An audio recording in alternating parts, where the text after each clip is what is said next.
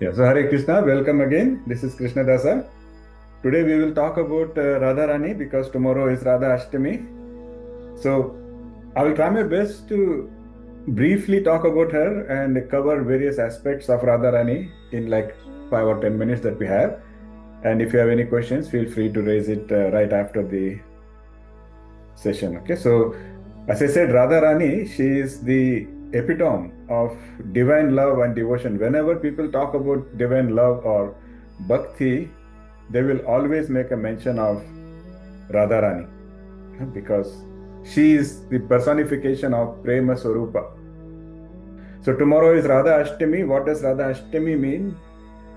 It is technically it is not Radha's birth. It is called as the day of Radha's appearance.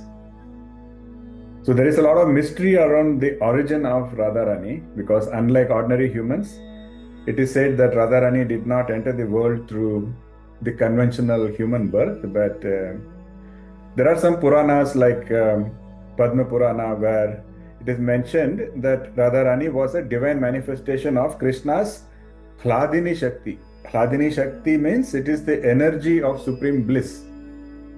As you know, everything is energy, which includes emotions, which includes anything we see around us. And we talk about Brahma, Vishnu, Maheshwar, we talk about creation, destruction, sustenance. That is also energy. They're all aspects of energy. Just like that, bliss is also energy. And that energy is called Hladini Shakti. And they say that is Radharani's manifestation. And so the story as written in the Puranas is that she appeared as a baby and she was found by King Vrishabhanu and his wife in the village of Barsana, that is close to Yamuna river. When the king saw, he noticed that there was a radiant lotus flower floating in the river, and he was very intrigued. He wanted to find out what is behind that beautiful lotus, and when he inspected it, he found there was a beautiful divine looking child inside the lotus, and that child was Radharani. And so the very fact that her appearance happened inside a lotus flower signifies her true nature of being very pure and very transcendental.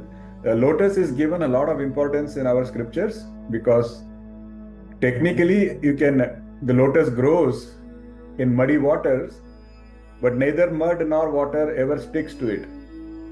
And all our scriptures say that should be the nature of a real devotee, where we should live in the world without getting entangled in it. So the lotus really has a lot of significance, and here Radharani is shown as appearing inside a lotus. And the another part of the story is that when she was found, her eyes were closed,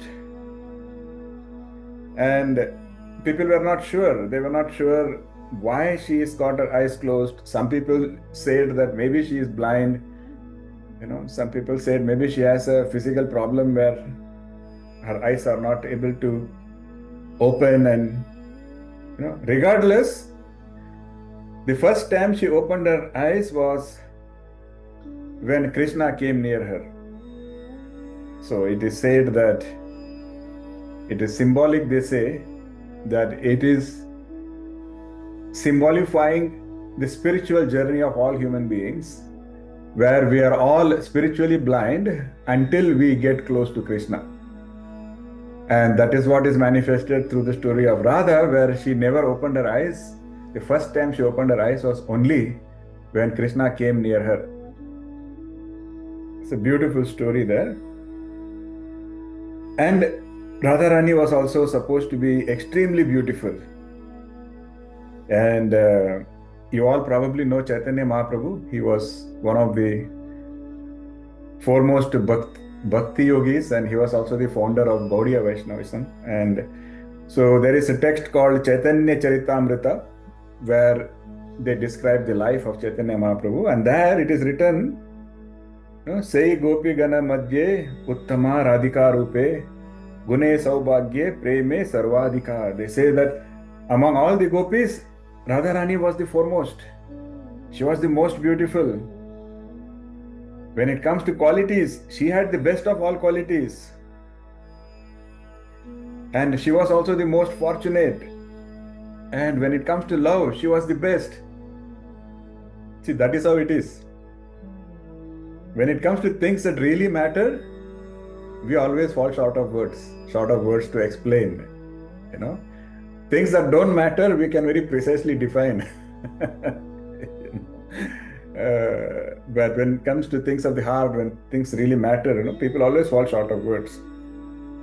So her eyes were compared to lotus petals, and her complexion was told to be like molten gold. And they said she was so graceful, as if she was a river flowing. They compare her to Yamuna. But the truth, as the wise sages and saints always say, it is her external beauty is just a small, tiny reflection of her true internal beauty, her true internal purity. A very tiny reflection of that is what we see as the external beauty. And even that tiny reflection is so beautiful, so gracious, so magnanimous. And it is said that it was Radharani's love for Krishna that made her the most beautiful being in all creation. It's an encouragement for all Bhakti yogis that our Bhakti is only going to make us pure. It's only going to make us beautiful. It's only going to make us gracious, graceful. That's the message here. And we just said that she was the manifestation of Krishna's Hladini Shakti.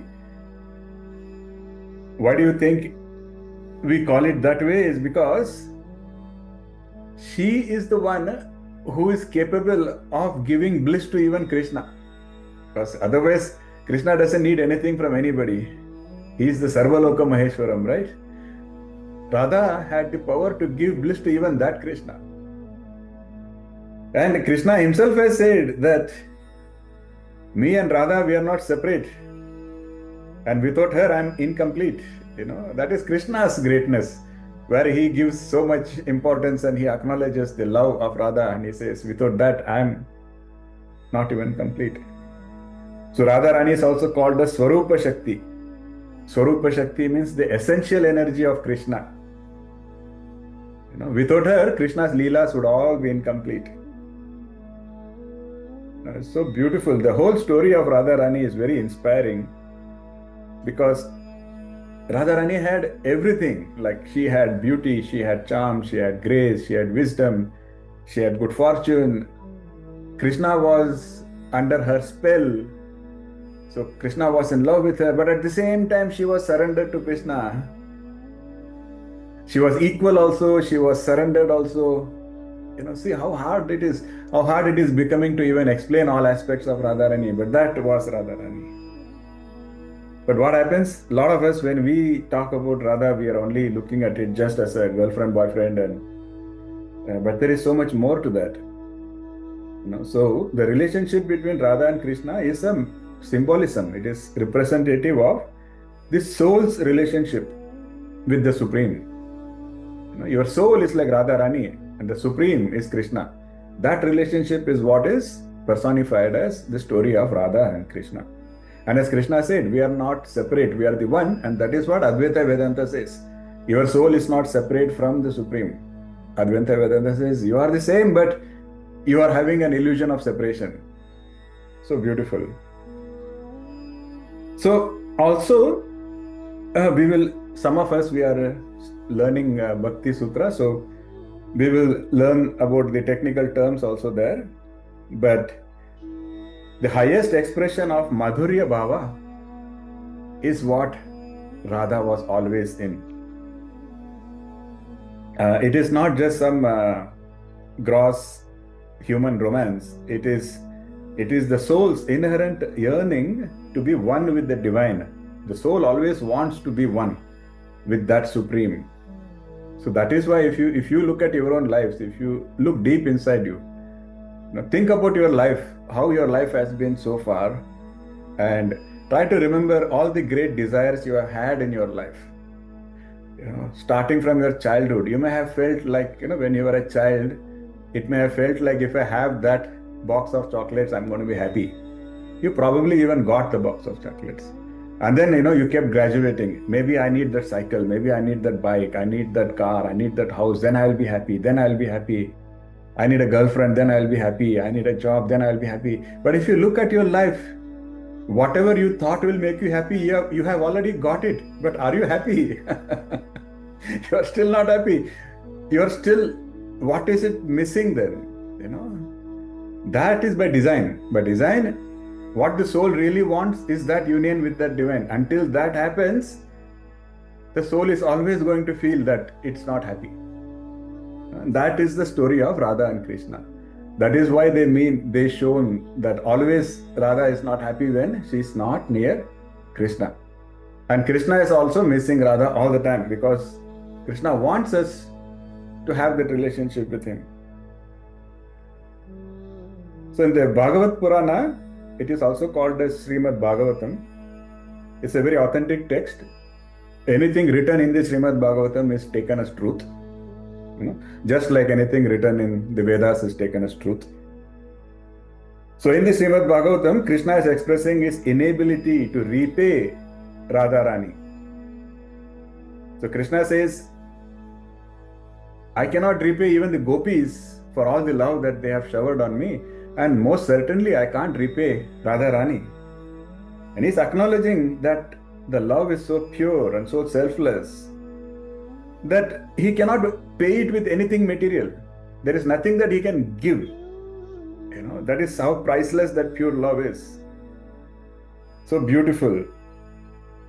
So Krishna says in the Srimad Bhagavatam, it is 10.32.22, it says, Na parayeham niruvadya samyujam so sadhu krutyam vibhudavishapiva. He is saying that I am not able to repay my debt for your spotless service. I cannot repay it even within a lifetime of Brahma. Krishna is saying this. Krishna says, with all his powers, with all his glory, he still cannot repay her love, even if he spends as much time as the lifetime of Brahma. And Krishna continues. He says, you have worshipped me. You have prioritized it. And you have cut off all domestic ties to prioritize your love for me, which is so difficult for people to do. And he says, please let your own love be your compensation. There's nothing else that I can provide to compensate for that kind of a love. Very beautiful. So this kind of a bhakti, see, usually what happens, most of us, we are all called as conditioned souls. And every time we do anything, we need to have a reason. Isn't it? Don't we need a reason for anything? And everything we need a reason. Which includes, even our relationship with God. Like if you go to temple, why am I going to a temple? Okay, you have to do a particular puja, why? You have to fast on Ekadasi, why? There has to be a reason, but much deeper, there has to be something that you gain. You need to know, what am I gaining? What am I getting out of something? That is our human nature. Whereas Radha's love for Krishna, there was no want, there was no desire, there was no reason. She was not expecting anything at all. That is a very high level of bhakti. Just like when you do charity, you expect punya. Or when you pay something to somebody, you expect some goods in return. But if you can do something without expecting anything, that is called nishkama karma. Just like that, if you can have love without expecting anything, that is called nishkama bhakti. It's a very difficult kind of bhakti. It is not easy for humans to practice that, but Radharani led by example and showed us how that is supposed to be practiced. That is the kind of bhakti that we need to develop eventually, and that is the kind of bhakti that is going to actually draw God closer to us. We don't have to go close to God. God will come close to us. That's the beautiful message there. And then people also ask, why this separation? Somebody asked Krishna that, why don't you always be with Radha? Why are you letting her be away from you? And Krishna said, what do you mean? Radha and me are not separate. We are one. We are already one. We are just two aspects of me. So there is no possibility of separation. It's very hard to explain and very hard to even, understand. But it's a leela. So it is a separation in this world, but there is no real separation. And that separation created what we call as Viraha Bhava. Viraha is separation. So the Bhava of Viraha. And it is also important. It is there, or it was enacted to teach us some more lessons about love, true love. And see, if you read the Bhagavad Purana, especially if you read the story around the gopis and Krishna and Radharani and what happened when they were separated. Some of you, I think you were with me in the Narayaniam session. I don't know if you remember the stories we discussed about the actual separation that happened. And when they are all separated, after a while, Krishna's messenger, I'll make it very short here because we don't have much time today, but they were separate. Krishna was in a kingdom, in a palace, maintaining a kingdom, and the gopis were in the village along with Radharani.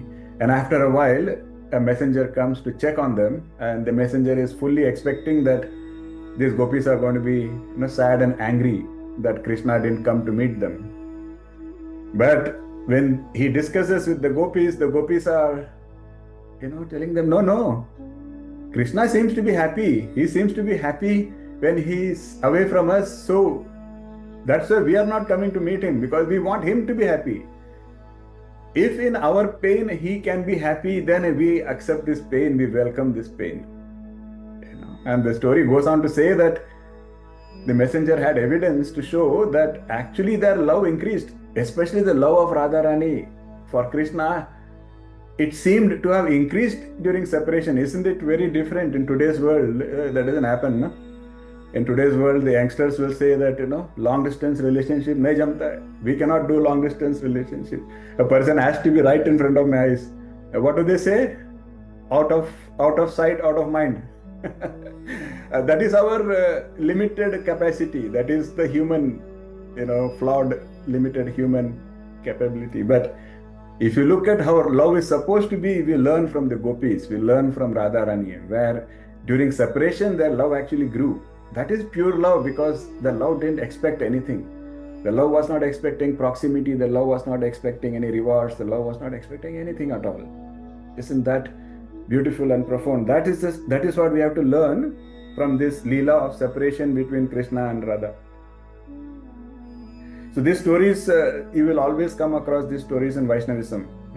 Whenever you read anything about Vaishnavism, this story of the Leela of, Radharani and Krishna, their love, their upbringing, and the separation, and how the love only grew in separation, is very central to the entire Bhakti movement.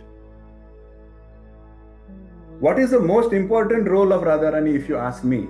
And my opinion is based on the opinions of a lot of acharyas in the Bhakti tradition. They would say that the primary role was to look at her, learn from her. She has led by example. So we just observe and learn from her on how we can access Krishna's grace. Because Krishna himself says that he is indebted to Radharani. So how do we become that close to Krishna? How do we get his grace? You can see that through Radharani's life, all that is required is just Nishkama Bhakti. Krishna didn't expect anything from Radharani, and Radharani had no expectations from Krishna, but that was the best of all relationships. And Chaitanya Mahaprabhu has also spoken a lot about it. If you get a chance, I think someday we can read more in depth about all of this. And it is said that in Vrindavan, Vrindavan itself is described as a very beautiful place in our Puranas. But they say that in that beauty, the most beautiful thing was Radharani. and Radharani is called as the goddess or queen of Vrindavan. Even today, that is the main aspect of Vrindavan. They say that if you want to experience the energy of Radharani, you can go to Vrindavan and there you can experience her energy. So in the Bhakti movement, Radharani is given a very, very high elevated position, incomparable, unmatched position. So there are some great saints like Premanand Maharaj and all, they will prefer to chant Radha Radha instead of anything else. No? Because they are all for that love, they are all for that bhakti. So this is the short story of Radharani, where we learn about what kind of love we should have for the divine, and we learn that true love is not about getting anything. True love is all about just giving, and it is about love for the sake of love. It is not, if somebody asks you, if you tell somebody, I love this person, you ask them why, and if they can start the answer with a because, then that is right there, you can say it is not nishkama bhakti. It is not the real true love, because your love cannot have even a reason. There is no reason, there is no because. If you can love without a because, that is the love of Radharani, and that is what we are all supposed to learn. And the day we can love God that way, then there is no separation at all. Then you realize God right there. So with that, I think we can just say Radhe Radhe. We are all fortunate to have read about her. We are all fortunate to get to know her, and we are all fortunate to celebrate Radhashtami. In my opinion, the best way to celebrate Radhashtami is introspecting on Radha's life, introspecting on the nature of true love, divine love, and making a resolve that we will aspire to develop that kind of a love.